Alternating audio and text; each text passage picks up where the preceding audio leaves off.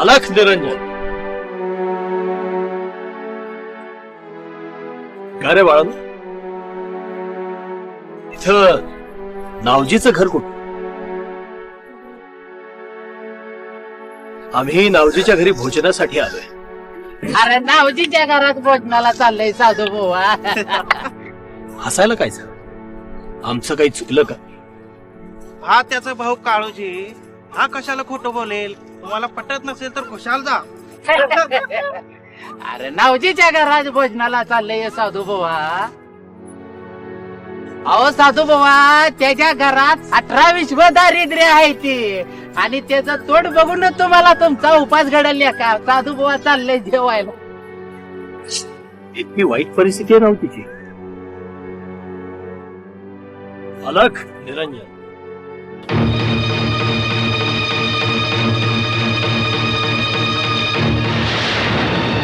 अलख निरंजन.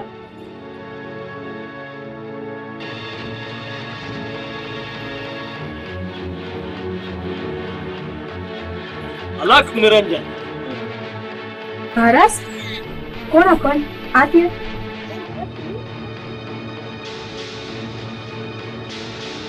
आम्ही इथेच बरे आहोत. आम्हाला खूप भूक लागली. घरात काही असेल तर खायला घेऊ.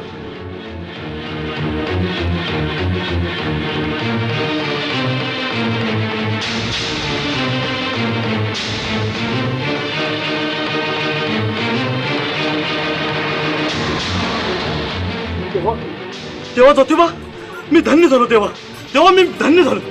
माझं पांग फिटलं. देवा देवा, मी धन्य झालो. तुम्ही देवा. नावजी, धन्य आहेस तूही. याही वेशात आम्हाला ओळखलंस. तुझ्या भक्तीनं प्रसन्न होऊन आम्ही तुझ्या दारी आलोय. आम्हाला थोडी भूक लागली आहे म्हणून तुझ्या पत्नीला आम्ही सांगितलं आम्हाला खायला दे, पण तिनं अद्याप आम्हाला काहीही दिलेलं नाही. देवा देवा, तुम्ही माझ्या घरात चल.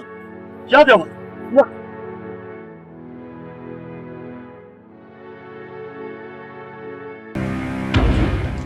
अरे काय हे? किती वेळ? तुझ्या घरी आम्हाला अन्न मिळणार आहे की नाही? इथे आमच्या पोटात कावळे ओरडत आहेत. देवा देवा देवा, काय सांगू तुम्हाला दारिद्र्य. देवा, घरात भांडण्याचं कण नाही. देवा,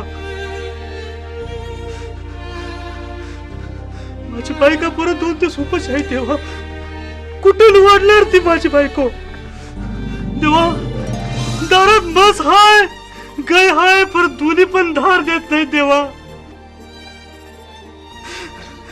देवा, 2 दिवस झाले मी उपाशी आहे. देवा देवा, कुठून वाढू? देवा, तुम्ही सांगा.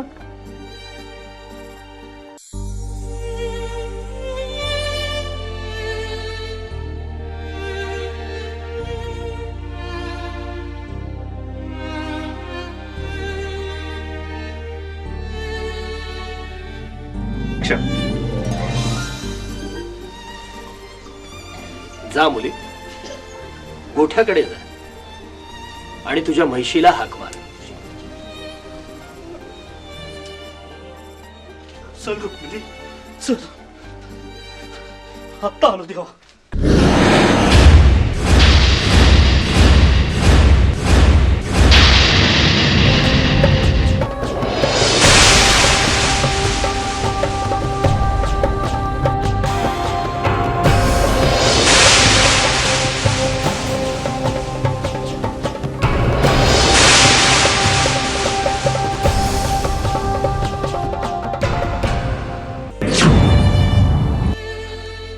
देवा देवा, तुमची लीला फार अपार आहे. देवा, माझी वांजुटी म्हैसीने धार दिली. देवा दे, माझ्या देवाला दे.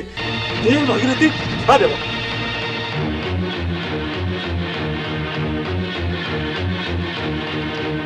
हे तुझ्या मुलाला दे.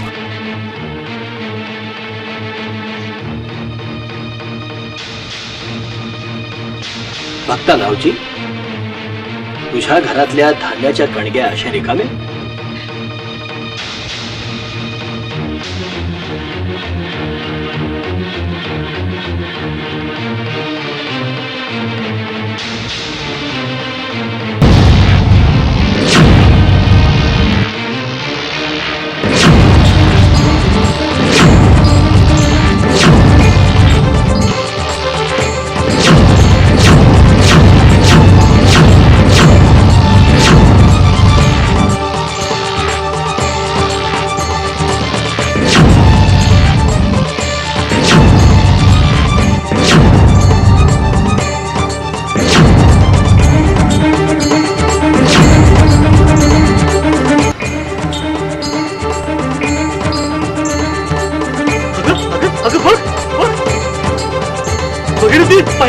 पाहिलंस देवानं आपल्या सगळ्या कोटाऱ्या भरून ठेवल्या भगीरथी बघ.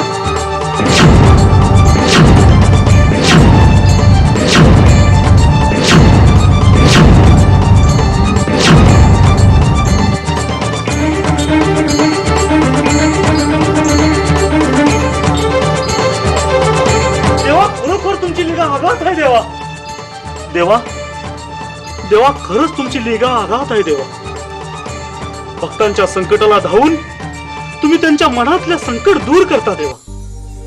देवा तुमच्या चरणी माझी एवढीच प्रार्थना आहे, माझ्या सारख्या दीन दलित गोर गरीब असंख्य भक्तांची इच्छा पूर्ण करा देवा, इच्छा पूर्ण करा देवा.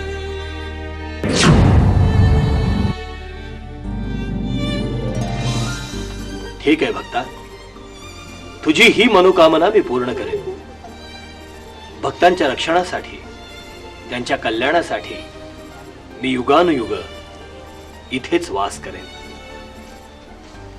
तथास्तु.